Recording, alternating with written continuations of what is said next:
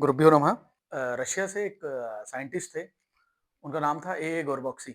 जब वो कुरुक्षेत्र आए, तो यहाँ पे उन्होंने एक्सकवेशन किया, क्योंकि महाभारत से ऑलरेडी रशिया में सभी प्रभावित थे, महाभारत और रामायण से। और मैंने आपको पहले भी बताया था कि स्टेज में ऑलरेडी उनके 1960s और 70s उनके स्टेज में प्रदर्शन हो चुके थे।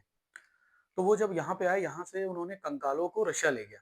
रशिया ले जाया, वहाँ पे उन्होंने टेस्ट किया, तो उसके टेस्ट की कार्बन डेटिंग की जो टाइमिंग थी, वो महाभारत के काल के आसपास मिली।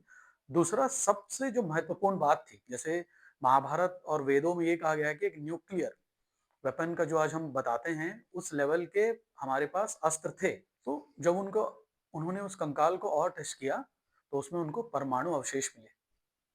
और कंकाल एक तो पुराना था, और उस समय परमाणु अवशेष मिलना ये दिखाता है कि भारत में वैसे अस्त्र की प्रक्रिया और प्रयोग दोनों था। लोग हमेशा एक पूछते हैं, मिथ करके एक शब्द बोलते हैं, और मुझसे ये कहते हैं कि भैया आप मिथ क्यों नहीं बोलते हो करके।